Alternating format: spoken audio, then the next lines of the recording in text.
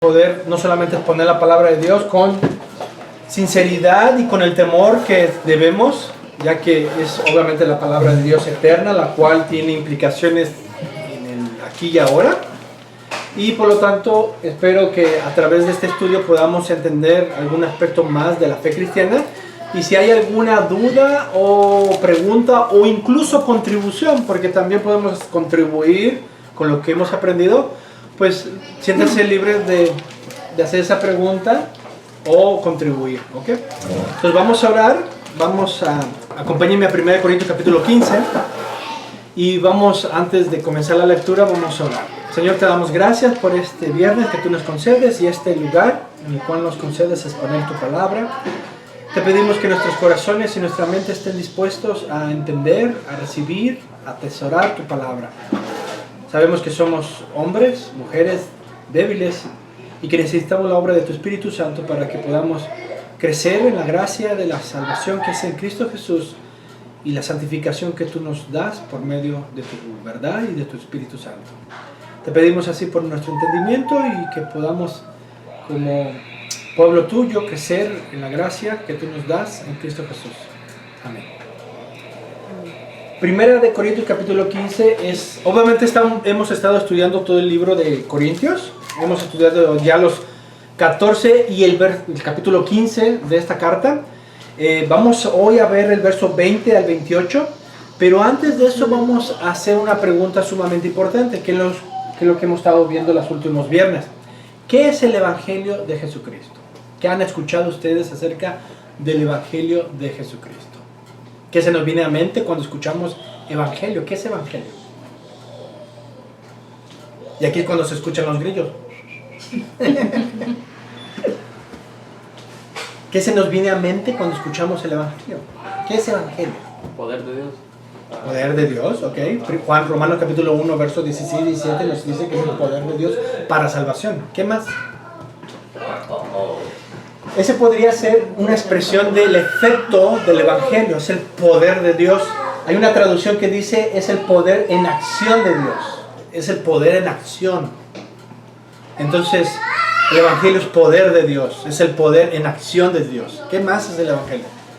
No me hagan trampa los que llevan años aquí. Creo que es el plan de salvación en uno solo. Sí, el plan de salvación que es poder de Dios. Es importante porque antes de abordar el tema, por ejemplo, acompáñenme en Gálatas capítulo 1. Pablo exhorta a esta iglesia. Estamos en Gálatas, estamos en 1 Corintios, unas hojas más adelante. Vamos a encontrar Corintios, 2 Corintios y luego Gálatas. Y Gálatas capítulo 1, verso 6, dice Pablo: estoy maravillado de que tan pronto os hayáis alejado del que os llamó por la gracia de Cristo, que dice, para seguir un evangelio diferente. Pablo se maravilla de que la iglesia de Gálatas, de repente o pronto, habían seguido otro evangelio. Entonces es importante saber, ¿estoy en el evangelio correcto? ¿Verdadero? Buenas noches, bienvenido. Entonces la pregunta aquí es, ¿qué es el evangelio? Porque si yo no entiendo qué es el evangelio, yo puedo encontrarme siguiendo otro evangelio diferente y de esa manera estar en otro camino en el cual no es correcto. Entonces, si el evangelio es poder de Dios y es un mensaje de salvación, ¿cuál es ese mensaje de salvación que tiene el poder de salvar? Pablo dice, estoy maravillado de que tan pronto os hayáis alejado del que os llamó por la gracia de Cristo para seguir un evangelio diferente.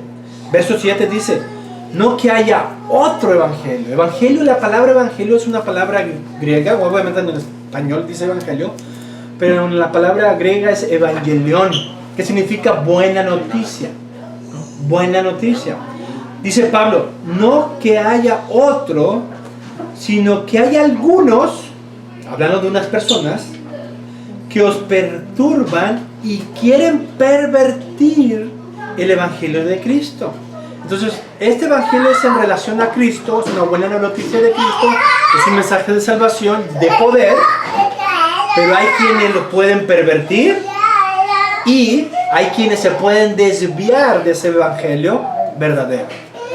Pablo dice en el verso 8, mas si aún nosotros, Pablo dice, ya sea yo, Pedro, Juan, Santiago, aún nosotros, o un ángel del cielo, os anunciare otro evangelio diferente del que os hemos anunciado, la palabra dice, sea anatema. Anatema significa que esté bajo maldición. Están pervirtiendo el evangelio de Jesucristo, torciendo y blasfemando contra Cristo, porque están predicando otro evangelio, y están desviando a la gente a seguir otro camino. Tales personas están bajo maldición o bajo el camino que conlleva a la maldición. El verdadero evangelio implica poder, salvación y obviamente la bendición de estar en Cristo Jesús.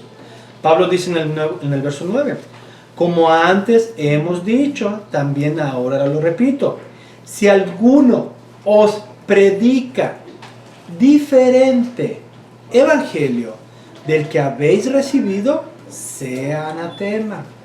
Pues, ¿busca ahora el favor de los hombres o el de Dios? ¿O trato de agradar a los hombres? Pues si todavía agradara a los hombres, no sería siervo de Cristo. El evangelio tiene que ver con agradar a Dios predicando a Cristo. El evangelio no consiste en agradarnos a nosotros mismos. Hoy lamentablemente usted prende la televisión y le van a enseñar 3 pasos para ser feliz, 5 pasos para preservar su matrimonio, 3 para deshacerse de sus hijos y mudarse a Hawái. Pero ninguno de esos son el evangelio de Jesucristo. El evangelio de Jesucristo no habla en cuanto a mi felicidad. El evangelio tiene que ver, según el verso 10, de lo que yo hablo en conforme a lo que agrada a Dios, de cómo Él ha dispuesto salvar por medio del poder de salvación a pecadores. En esta mesa, todos nosotros, de alguna forma u otra, hemos pecado contra Dios y por lo tanto necesitamos entender, creer y preservar el evangelio de nuestra salvación. Por eso es importante, vamos de regreso a 1 Corintios capítulo 15, entender lo que es el evangelio, porque el evangelio tiene que ver con la noticia de cómo Dios salva a pecadores. Este es el problema. Si Dios es lo que Él dice ser, lo cual obviamente es, Él es santo, es verdad, Él es bueno, Él es misericordioso, pero también Él es justo. Porque Dios es todo esto, el problema es en relación a nosotros. Nosotros ni somos buenos, ni somos santos, hemos pecado, hemos transgredido los mandamientos de Dios y querer o pensar que vamos a pasar una eternidad delante de Dios, quien es justo, santo, bueno, misericordioso. Pero nosotros, habiendo quebrantado los mandamientos de Dios, obviamente no hay forma de que Dios y nosotros tengamos comunión eternamente si somos todo lo contrario a lo que Dios es. Ese es el problema. La solución es lo que Dios hizo en Jesucristo. Y eso es lo que 1 Corintios capítulo 15 nos habla. Si recordamos, el viernes pasado, el verso 1 al 3 dice lo siguiente. Pablo diciendo nuevamente, además os declaro, hermanos, habla hermanos, una hermandad en la fe, no en cuanto a la sangre, no en cuanto a la raza, no si somos judíos todos aquí, sino más bien porque somos distintos, es decir, gentiles, de diferentes lenguas, tribu y nación, pero por la gracia de Dios, mediante la fe en este evangelio, nos consideramos hermanos. Es decir, hemos entendido y creído y por lo tanto profesamos el mismo evangelio y siendo del mismo evangelio, somos hijos de Dios, somos por lo tanto hermanos en la fe. Además, os declaro, hermanos, el evangelio que os he predicado, el cual también recibisteis, el cual también perseveráis. 3 cosas vimos aquí la semana pasada. Un evangelio predicado, el cual recibisteis, el cual perseveráis. ¿Vemos la importancia del mensaje? Hay que predicarlo, hay que recibirlo de parte del oyente y hay que perseverar juntos en este evangelio. Si yo escucho otro evangelio y persigo ese evangelio, no según el predicado por el apóstol Pablo, revelado en sus Biblias, y que por la gracia de Dios podemos abrir nosotros hoy en día y leer de la palabra de Dios cuál es el verdadero evangelio. Si no sigo el evangelio predicado por otra persona que toma ciertos textos, pero al final distorsiona el evangelio de Jesucristo, yo estoy en camino de perdición. Es necesario corroborar, detenerme, leer juntamente con las cartas del apóstol Pablo, del Antiguo Testamento, del Nuevo Testamento, que hablan sobre la persona y obra de Jesucristo. De esa manera yo puedo confirmar si el evangelio predicado es según las Escrituras. Porque dice, predicado, recibisteis y perseveráis. ¿Cómo lo perseveramos? Pues leyendo la Escritura, creciendo en el conocimiento de la Biblia, y de esa manera sé que estoy escuchando y en este caso compartiendo el verdadero evangelio de Jesucristo. Verso 2. Por el cual asimismo, si retenéis la palabra, chicos, la palabra que os he predicado, sois salvos. Si no creísteis en vano. Si nuestra fe no está puesta en esta palabra, yo puedo estar creyendo cualquier otra cosa. Hoy en día dice, no importa lo que tú creas, la cosa es tener fe. ¿Han escuchado eso? Pues es todo lo contrario a lo que la Biblia dice. Porque la fe no es una fe ciega, es una fe con entendimiento, una fe con asentimiento, a dar por hecho lo que Dios dice, y por lo tanto es una fe que confía en lo que Dios dice. Asumir que solamente es fe, sin conocimiento y sin dar por hecho lo que Dios dice, pues es una fe ciega, es una fe sin dirección, sin objetivo a quién mirar o qué creer. Pero una verdadera fe tiene que ver con que a quién creo, qué es lo que Él ha prometido sobre lo que ha dicho y cómo nosotros podemos alcanzar esa bendición o esa salvación que es mediante la fe. Pablo nuevamente dice, por el cual asimismo, si retenéis la palabra que os he predicado, sois salvos, si no creísteis en vano. Es importante entender la palabra para de esa manera saber que tengo fe. De lo contrario, estoy creyendo vanamente. Verso 3. Porque primeramente os he enseñado lo que asimismo recibí. Y aquí está el mensaje de poder y de salvación. Este es el mensaje. Que Cristo murió por nuestros pecados, conforme a las Escrituras, y que fue sepultado y que resucitó al tercer día conforme a las Escrituras. El Evangelio es una buena noticia de lo que Dios hizo en Jesucristo a favor de pecadores. Esto es conocido, revelado por las Escrituras. Desde Génesis hasta Apocalipsis nos va a hablar de este Evangelio. ¿Quién es Jesús? ¿Quién es? ¿Por qué murió? ¿Por qué fue sepultado y por qué resucitó? ¿Por qué lo hizo y aquí a favor de quién lo hizo? ¿Quién quedó satisfecho con la muerte, sepultura y resurrección de Cristo? Todas esas preguntas las respondemos conforme a la Escritura. Por lo tanto, el Evangelio es lo que Dios hizo en Jesucristo a favor de pecadores, según las Escrituras. De ahí la importancia de un viernes en la tarde, 7:30, reunirnos, estudiar la Escritura, porque la Escritura va a dar a conocer la buena voluntad de Dios en Jesucristo a favor de pecadores. ¿Cómo pecadores que han transgredido los mandamientos de Dios pueden ser reconciliados ante Dios? Por lo que Él hizo en Jesucristo a favor de ellos, solamente. Y eso consiste el Evangelio.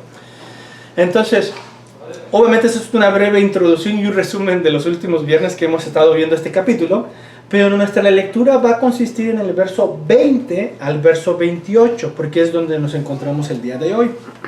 Entonces, el Evangelio sí tiene que ver con lo que Dios hizo en Jesucristo a favor de pecadores. Ese es el Evangelio. El Evangelio no es que tú vas a ser rico y vas a ser próspero y que vas a tener tu último carro y vas a ser feliz y vas a tener a tu esposa con un carro convertible paseándote por Miami. Ese no es el Evangelio. Hoy se presenta así, pero eso no es el Evangelio. El Evangelio tiene que ver con lo que Dios hizo en Jesucristo a favor de pecadores, no de hombres exitosos, prósperos, que pueden alcanzar su meta o su sueño realizado. Los frutos del Evangelio sí son de bendición. Es una bendición, una vida, perdón, de gozo, de alegría, de paz y de propósito, pero conforme a la voluntad de Dios. Pero el Evangelio en sí es lo que Dios hizo en Jesucristo a favor de pecadores, el primer punto. Y segundo, sus frutos es lo que Dios está haciendo constantemente para restaurar la condición en la cual Adán y nosotros en Adán caímos. Acompáñenme a Romanos capítulo 5. Es un libro anterior a 1 de Corintios.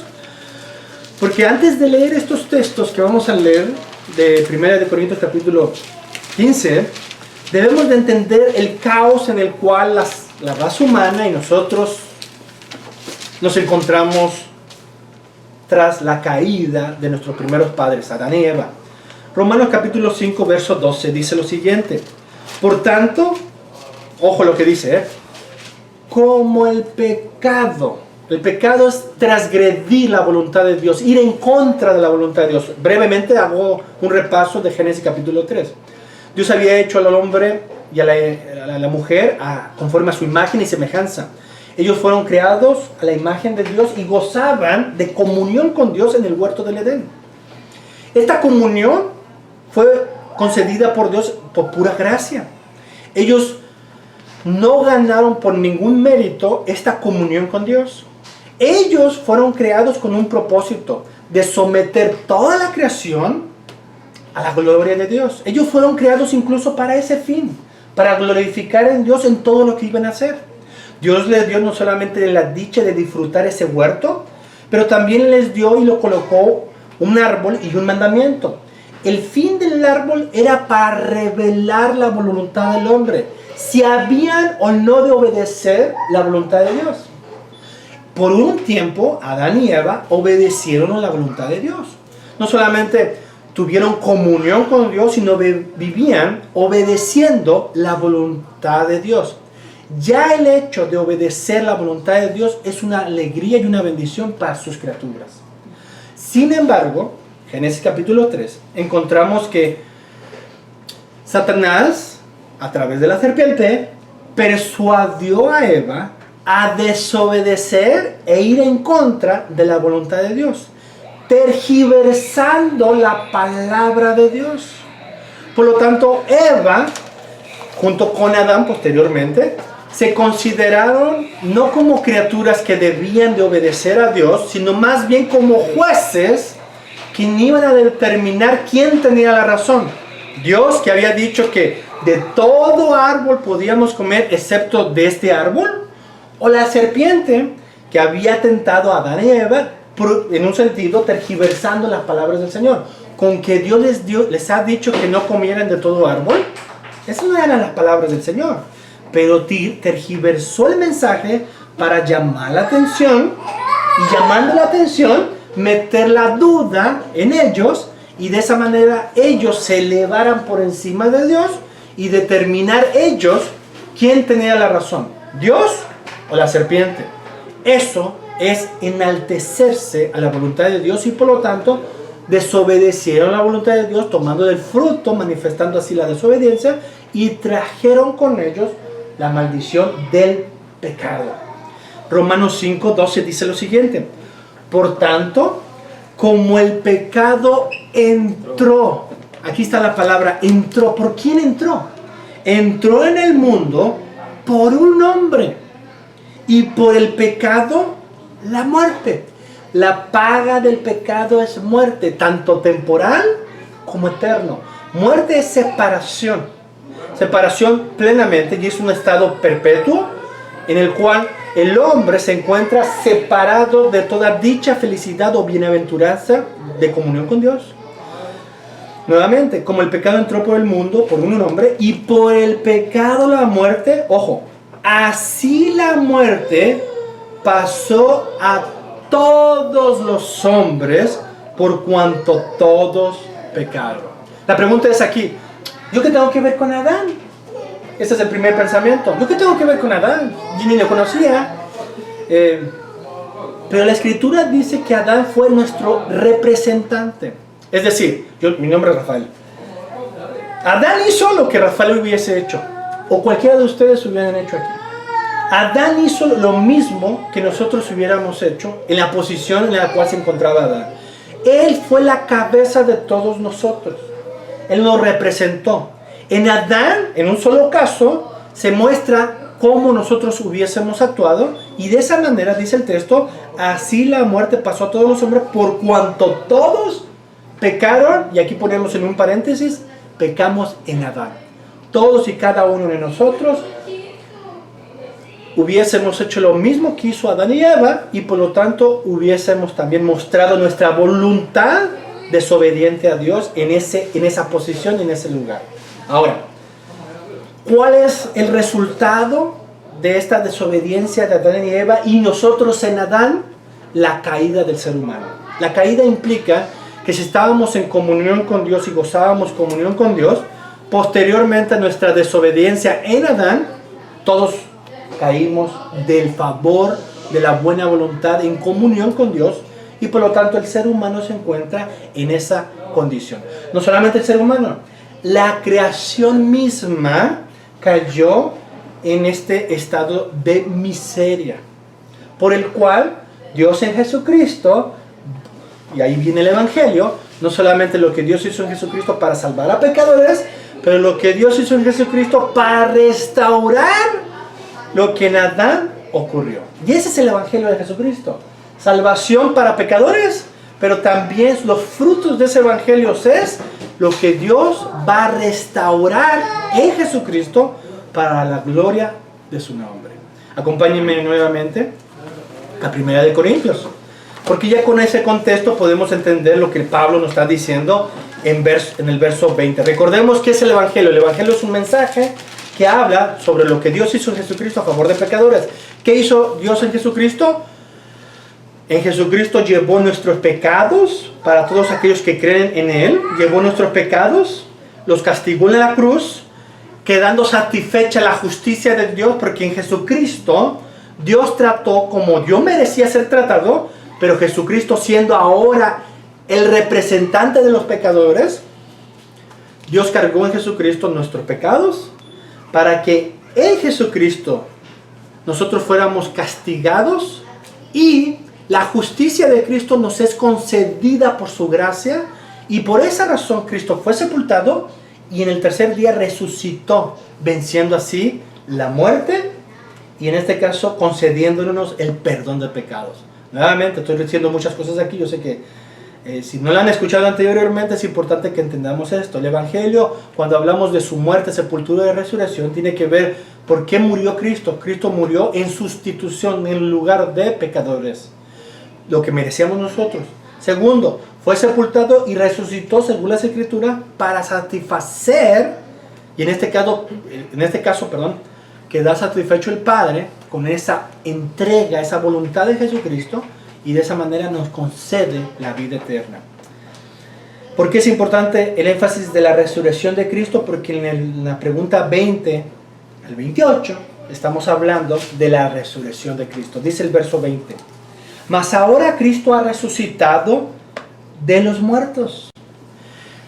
Si la condición en la cual Adán nos introdujo, y nosotros en Adán el pecado entró en el mundo, pues todo nuestro destino en sí, si no fuese por la voluntad de Dios en Jesucristo, iba a ser de muerte. Tarde o temprano cada uno de nosotros íbamos a mostrar nuestra voluntad en cuanto a lo que más nos gusta. Es nuestro yo, es mi deleite. No es la voluntad de Dios, es hacer mi voluntad. La voluntad de la persona pecadora, impía, reproba, es hágase mi voluntad, no la voluntad de Dios, mis deseos. Si no es por la salvación en Cristo Jesús, nosotros seguiríamos en ese camino de perdición, amando mis deseos, aborreciendo la voluntad de Dios, porque no me interesa, no estoy interesado, pero sí las cosas que a mí me placen. Dice el verso: mas ahora Cristo ha resucitado de los muertos. Los muertos, la paga del pecado es muerte. Luego dice: primicias de los que durmieron es hecho.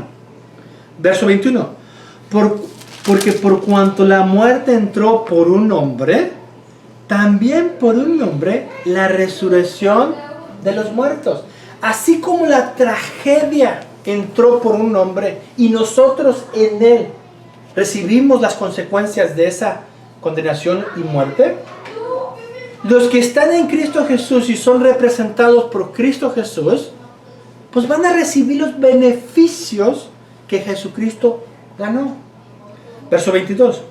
Porque así como en Adán todos mueren, también en Cristo todos serán vivificados. Aclaremos esto. En Adán, todos y cada uno de nosotros somos representados. En la resurrección de Cristo, todos aquellos que por la gracia de Dios vienen en fe a este evangelio, son representados. Jesucristo representa y vivifica a todos aquellos que el Padre, por su gracia, resucita en Cristo Jesús. Ese es el contexto. Estábamos muertos en delitos y pecados, seguíamos nuestra propia voluntad. El poder del Evangelio, predicando la salvación de Jesucristo, resucita a pecadores para que en Cristo Jesús seamos vivificados. No perezcamos más eternamente, sino seamos insertados en Cristo y vivificados en Él. Son palabras obviamente con un contexto muy teológico, pero son simples en entender muerte, vivificados, vivir para Cristo. Verso 23. Pero cada uno en su debido orden.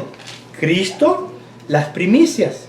Luego, los que son de Cristo en su venida. Y aquí vemos dos aspectos.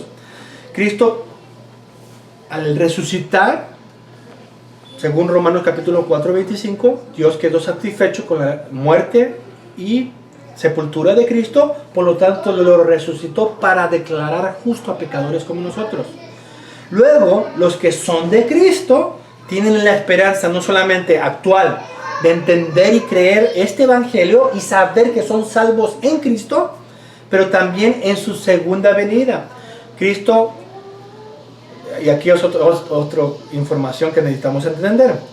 Dios hecho hombre, la segunda persona de la Trinidad, Jesucristo, hecho hombre, en su primera venida vino en un estado de humillación, recibiendo así la condena de nuestros pecados.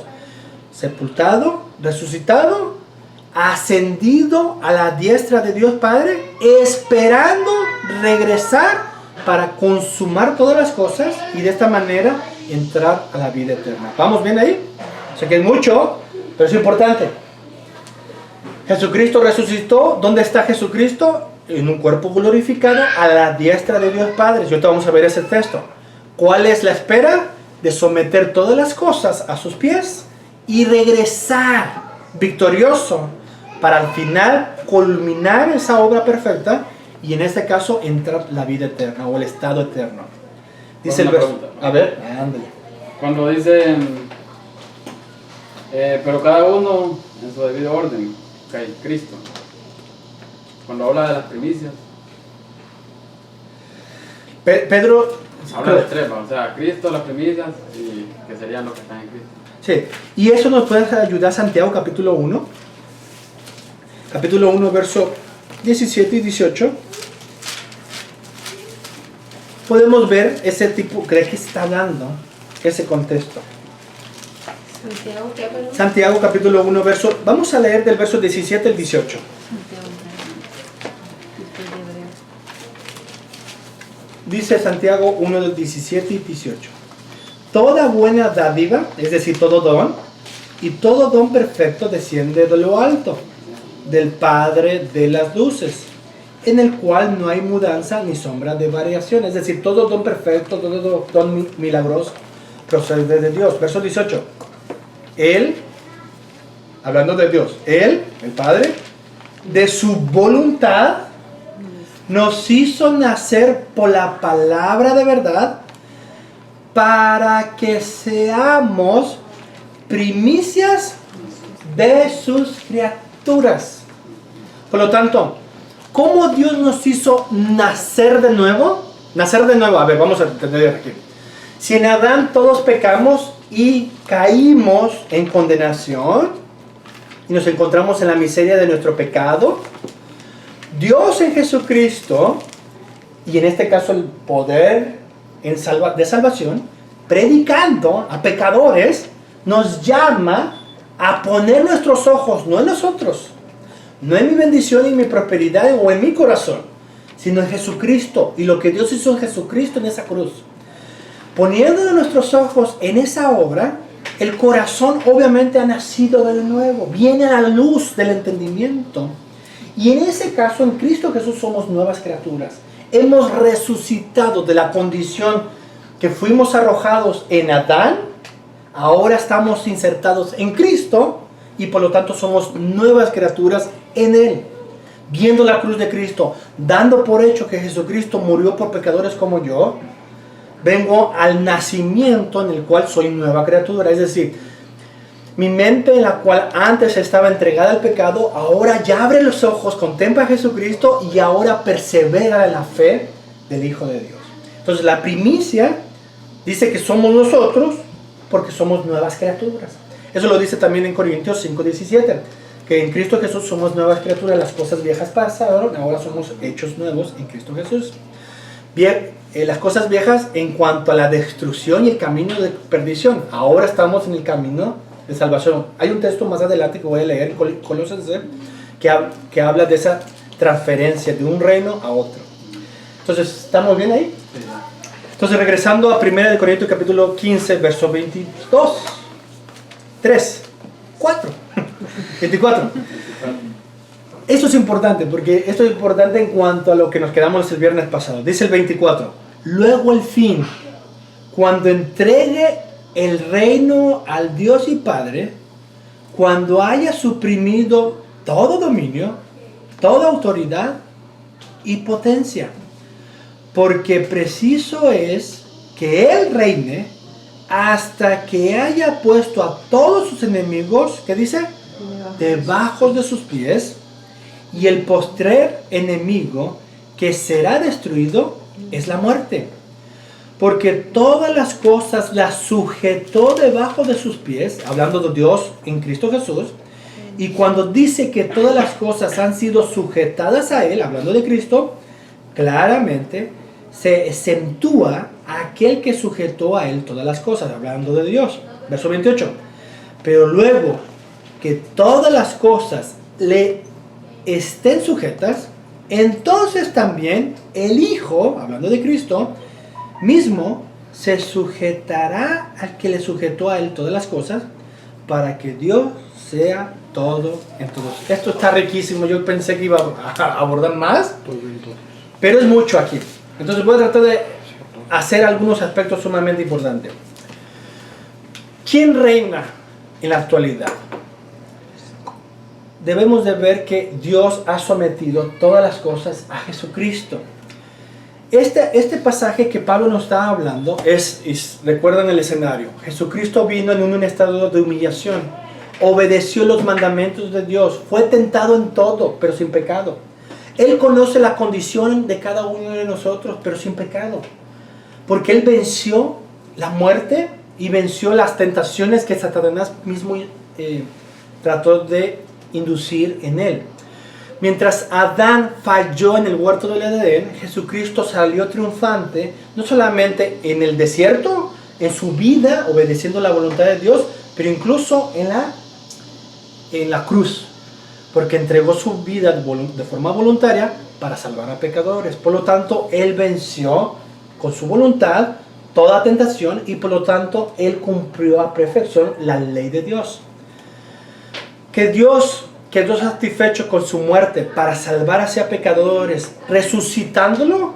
No solamente lo resucitó, sino lo ascendió a su diestra y por lo tanto Él está reinando a través de esta palabra, predicando a toda lengua y tribu y nación, para que todo aquel que en Él cree sea salvo. Y no solamente eso, sino venga el entendimiento de su salvación y así expanda la bendición del reino de Dios. Acompáñenme a Mateo.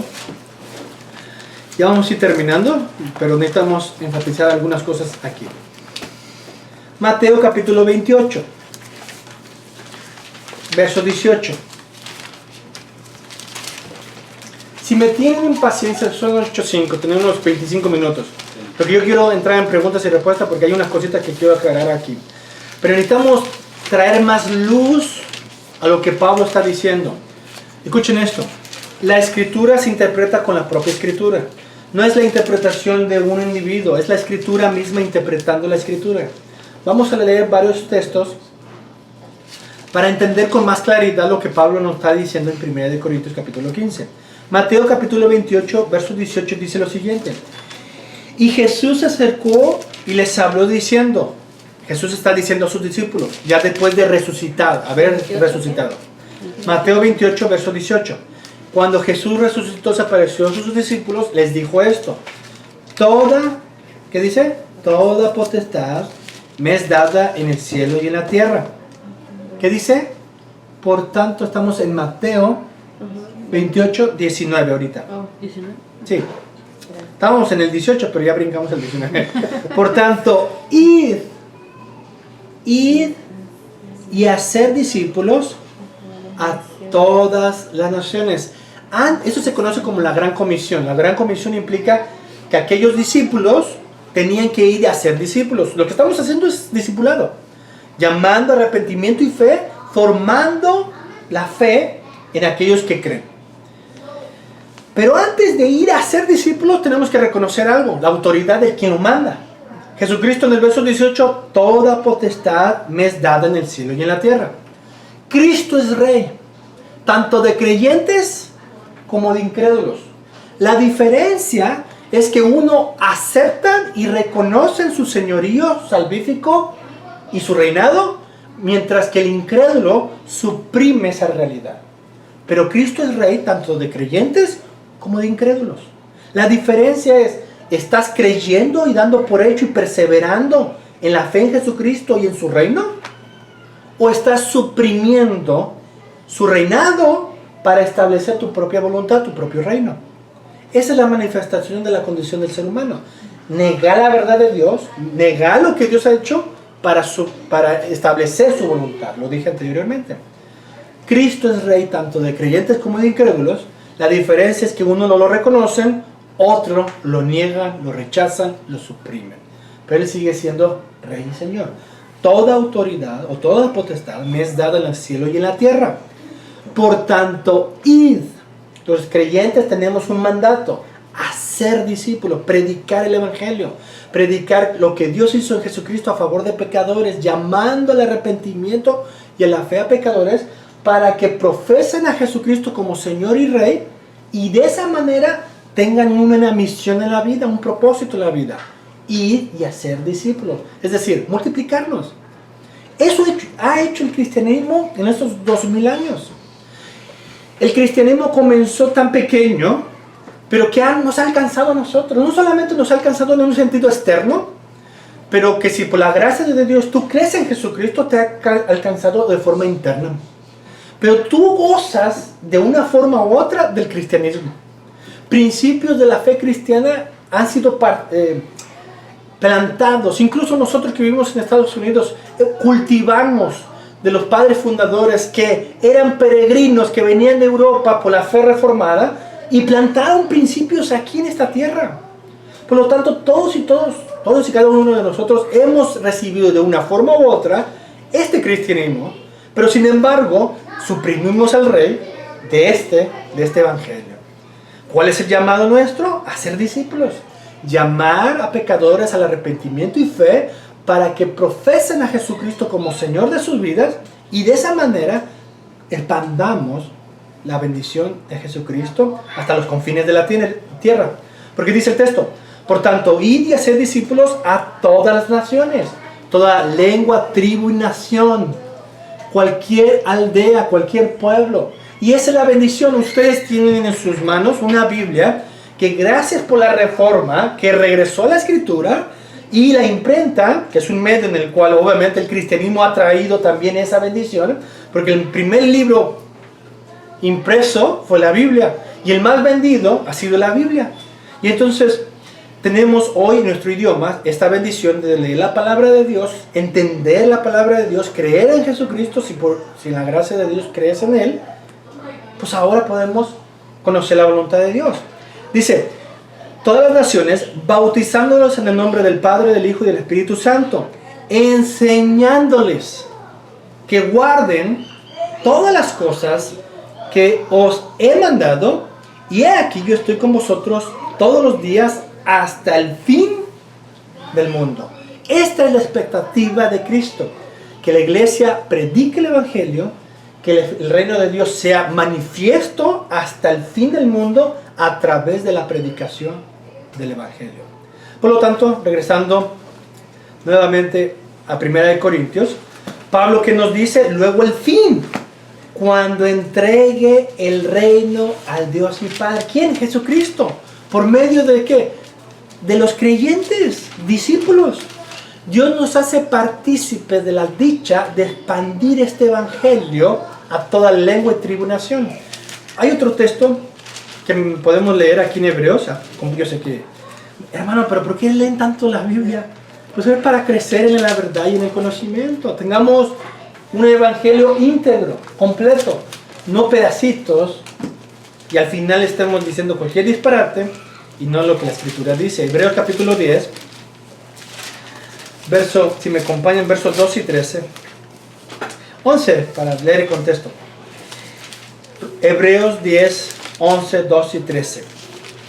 Y ciertamente todo sacerdote, habla de un representante, está día tras día ministrando y ofreciendo muchas veces los mismos sacrificios que nunca pueden quitar los pecados. Está hablando de un ritual que se hacía en el Antiguo Testamento, que los sacerdotes tenían que sacrificar animalitos. Todo esto era una sombra para representar a Cristo.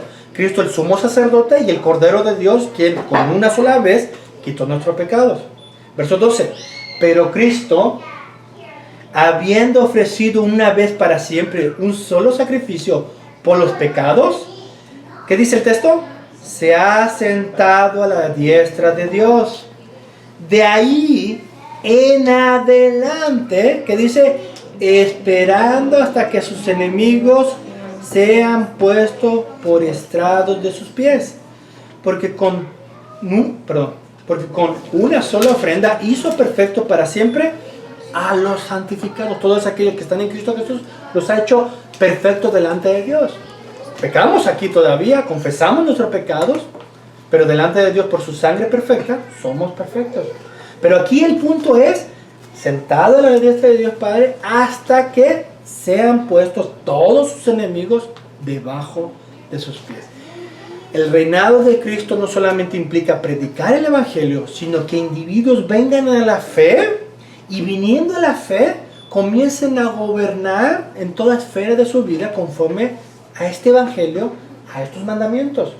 De esa manera Cristo está creciendo en su reino, en este mundo, hasta someter todos sus enemigos debajo de sus pies. 1 Corintios capítulo 15, ya para terminar nuevamente, dice el verso: luego al fin, cuando entregue el reino a Dios Padre, cuando haya suprimido todo dominio, toda autoridad y potencia, porque preciso es, ¿qué dice el verso 25? Porque preciso es que Él reine hasta que haya puesto a todos sus enemigos debajo de sus pies. Sí, el evangelio es de triunfo, el evangelio es de victoria, el evangelio es de prosperidad y de bendición en Cristo Jesús. No el evangelio que los televangelistas enseñan, que Dios te quiere bendecir y que esa es la bendición que Dios tiene para ti. La bendición que Dios tiene para los pecadores se encuentra en Jesucristo. Esa es la bendición. Por eso nos enriquecemos. Por eso es que perseveramos cualquier tribulación, adversidad, problema.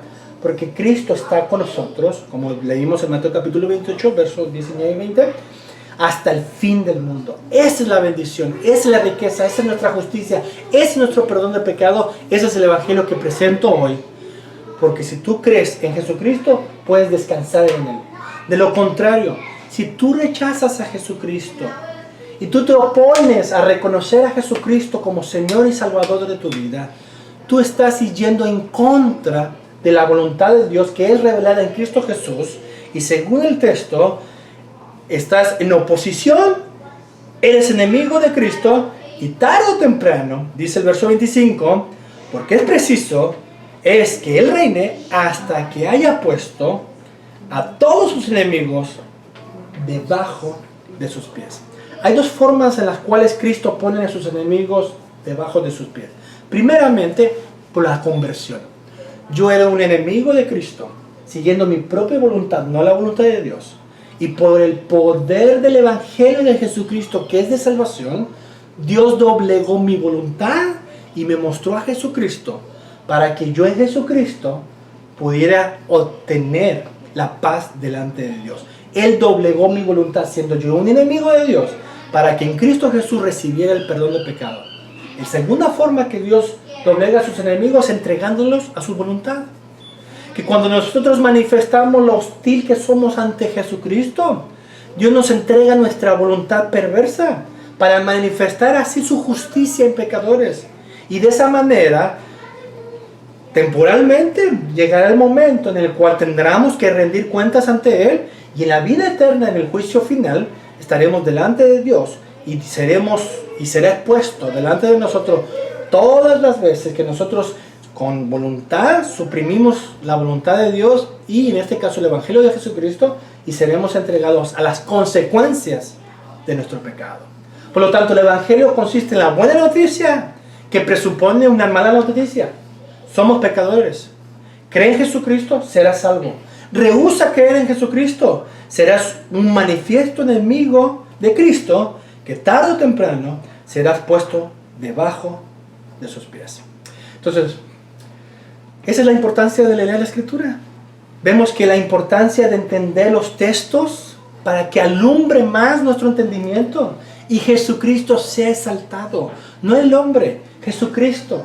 Y todos aquellos que creen en Jesucristo son beneficiados por la gracia y la misericordia de Dios. Entonces tenemos 10 minutitos, bastantito tiempo, para preguntas y respuestas o comentarios que quieran hacer, o alguna experiencia. Pero yo había escuchado esto, hermano, ¿qué opina usted de eso? Entonces, siéntase libre. Comience uno, porque yo sé que los demás dicen, ¿cómo lo hago? Empieza a decir que está más cerca. Okay. Bueno, claro ejemplo, cuando decimos de enemigos de Dios, Pablo, Correcto. perseguidor de la iglesia. Hechos capítulo 9 nos enseña. Él iba en contra de la voluntad de Dios, persiguiendo a los que profesaban a Jesucristo como Señor. Y que el Señor lo sale al encuentro, lo tumba. Por eso le dije anteriormente, hay dos formas en las cuales Dios somete a sus enemigos. A través de la conversión, entregándolos a su voluntad. En Pablo vemos que es a través de la conversión. Que cuando él iba en contra de la voluntad de Dios y en contra del reino de Cristo, que mismo Cristo aparece, lo tumba del caballo y en este caso lo adhiere a la lista de los ser discípulos. Y obviamente se convirtió, un ejemplo también, nada más un texto para Hechos 17, verso 5, bueno, vamos a ver el resultado de esa conversión, de cómo Pablo fue convertido. Dice Hechos 17, verso 2, nada más dice, y Pablo, como acostumbraba, fue a ellos y por 3 días de reposo discutió con ellos. ¿Con quiénes? Con los judíos. Aquellos que antes él estaba a favor. Pero ahora que les alumbró el Evangelio de Jesucristo, ahora iba a convertirlos, a llamarlos al arrepentimiento y fe.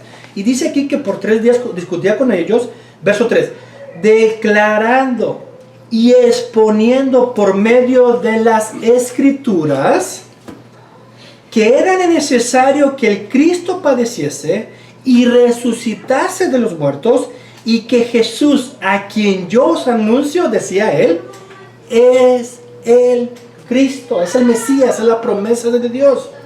Y algunos de ellos creyeron y se juntaron con Pablo y con Silas.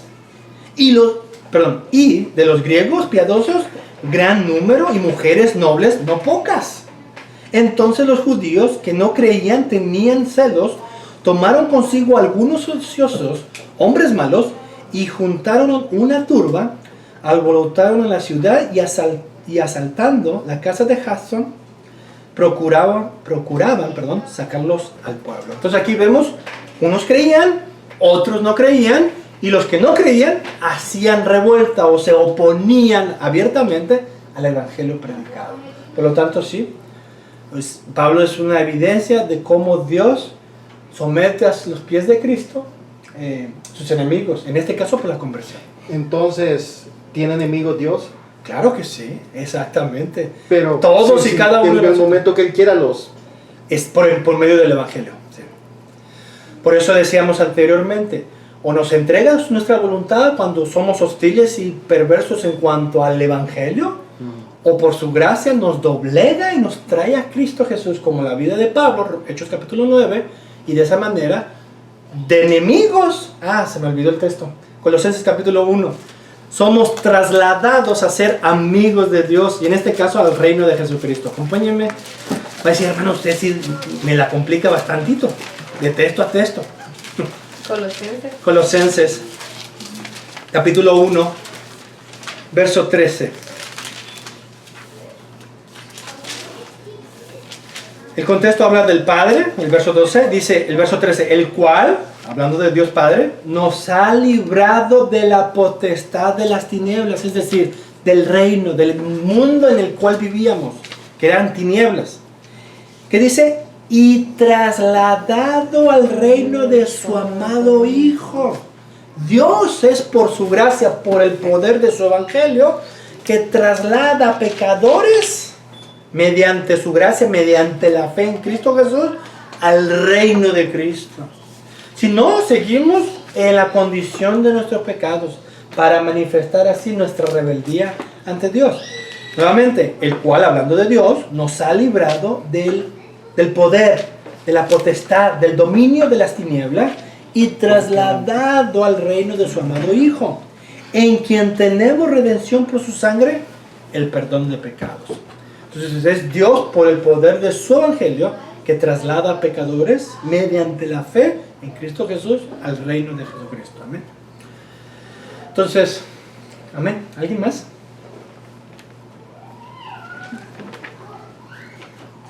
Entonces, esto obviamente nos implica la importancia de no solamente de entender el evangelio, porque si recordamos lo que decía el 1 Corintios capítulo 15, el que hemos predicado, el que recibisteis, en el cual perseveráis.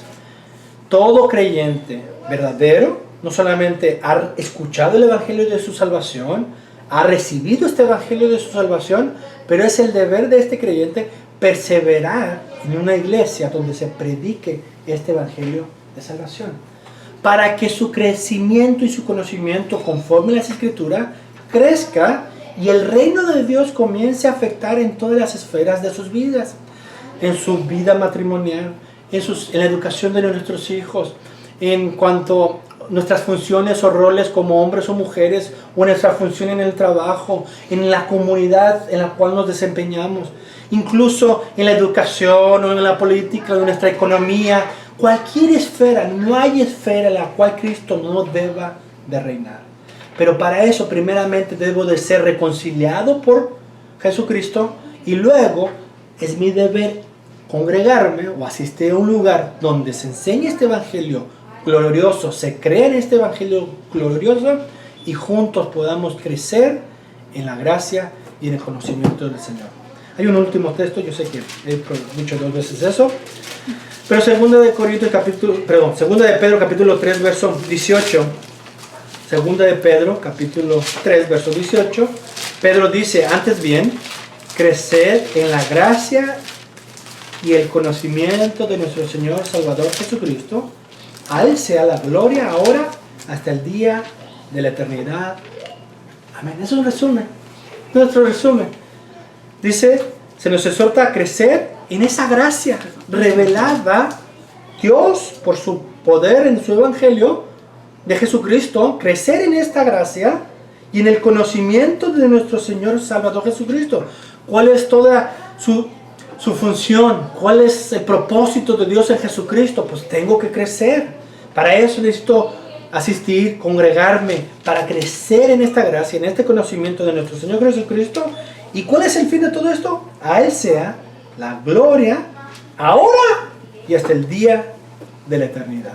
Él debe de reinar ahora, nosotros debemos de crecer en esta gracia y en este conocimiento y en esta gloria que le llevamos a Dios Padre en Jesucristo hasta la eternidad, hasta el fin del mundo.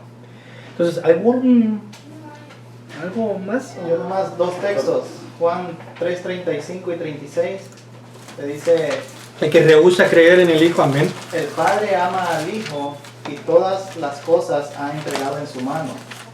El que cree en el Hijo tiene vida eterna, pero el que rehúsa creer en el Hijo no verá la vida, sino que la ira de Dios está sobre él. Y ahí obviamente lo mencionaba anteriormente, pero venía la pregunta de si hay enemigos.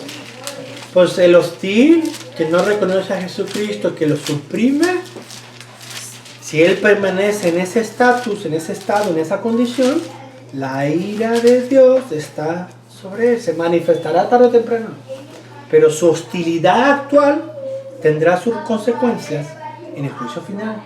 Por lo tanto, quien cree en Jesucristo puede gozar la vida eterna y la comunión y la paz con Dios. Romanos capítulo 5 y Romanos capítulo 8, que paz tenemos con Dios por medio de Jesucristo.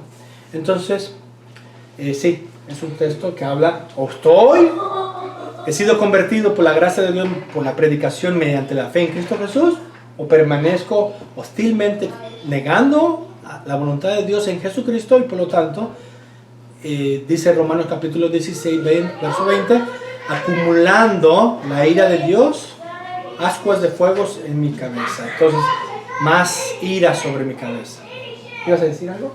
Bueno, una palabra que la escuchamos decir mucho y también no la comprendemos, el impío.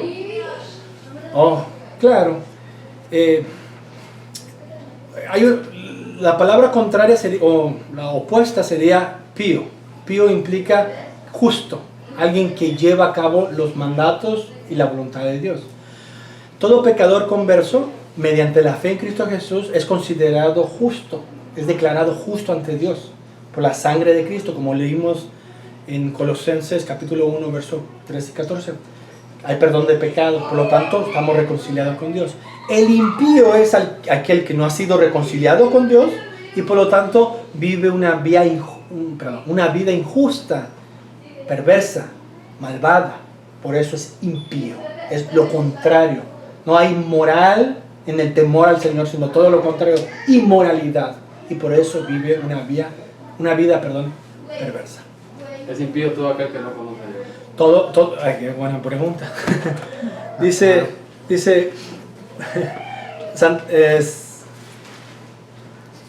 Salmos capítulo 5.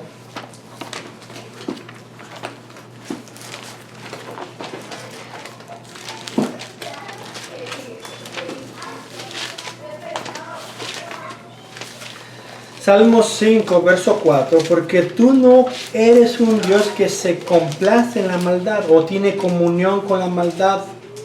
Entonces, no se complace, no tiene comunión con la maldad. Asumir que, Dios, ojo, Dios me ama así como yo soy. Yo tengo a Dios así como yo soy. Si tu mirada no está en Cristo Jesús, lo que estás profesando es todo lo contrario de lo que la Biblia dice y lo que Dios dice ser. Dios es justo y no tiene complacencia con la maldad, no tiene comunión con la maldad. Si yo digo soy un pecador redimido en Cristo Jesús y tengo comunión y paz con Dios, estoy confesando el Evangelio de Jesucristo. Fui reconciliado con Dios por la sangre y muerte de Jesucristo. Soy un pecador, un impío redimido, salvo por la sangre de Cristo. Ahora yo gozo la paz con Dios, no por mis méritos, sino por los méritos de Cristo a favor de un pecador como yo. Verso 4 dice, porque tú no eres un Dios que se complace en la maldad.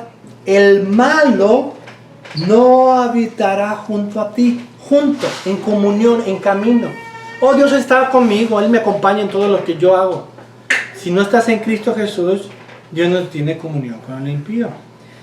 Los insensatos no estarán delante de tus ojos. Aborreces a todos los que hacen iniquidad.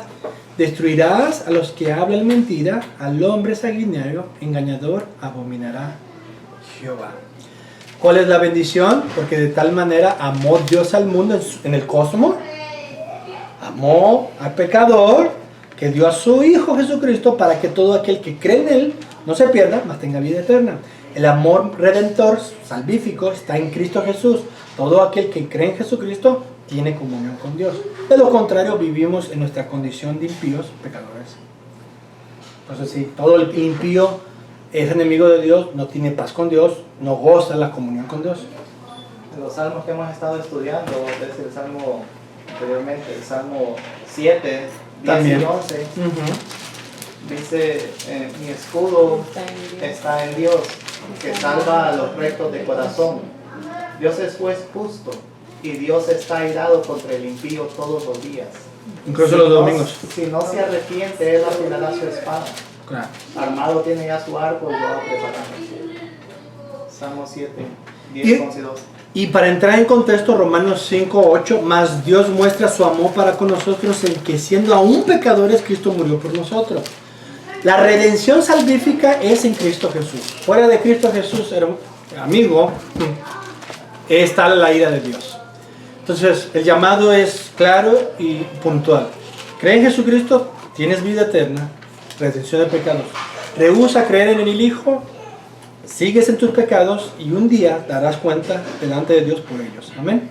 Vamos a orar porque llegó la hora. Y espero que Dios nos haya dado oídos para oír este evangelio, el contexto de estos textos, tengamos una mejor visión de lo que la Escritura dice, no lo que las redes sociales o la televisión dice, sino más bien lo que la Escritura dice, me guía a mirar a Jesucristo en la cruz del Calvario, contemple yo lo que Él hizo en la cruz. 2, recuerda que la cruz está vacía, porque esa es una muestra del amor de Dios en Jesucristo a favor de pecadores, pero que resucitó el tercer día, que está a la diestra de Dios Padre y que está sometiendo a todos sus enemigos bajo sus pies a través de la conversión o a través del gran día del juicio final. Amén. Oremos. Señor, te damos gracias por este viernes que nos has concedido estudiar y exponer tu evangelio. Es nuestro deber no solamente reconocer los pecadores que somos, sino mirar a Jesucristo. Vil, inútil es nuestra voluntad independientemente de Cristo. Ayúdanos, Señor, a mirar, a creer en Jesucristo. Llama así a pecadores con tu voz soberana, poderosa de gracia, para que podamos poner los ojos en Jesucristo y encontremos al gran Salvador, Rey y Señor de nuestras vidas. Gracias, Señor, porque tú eres bueno y misericordioso en enseñarnos estos principios y estas verdades, para que por medio de Jesucristo recibamos esta dicha de creer en Jesucristo y perseverar en Él.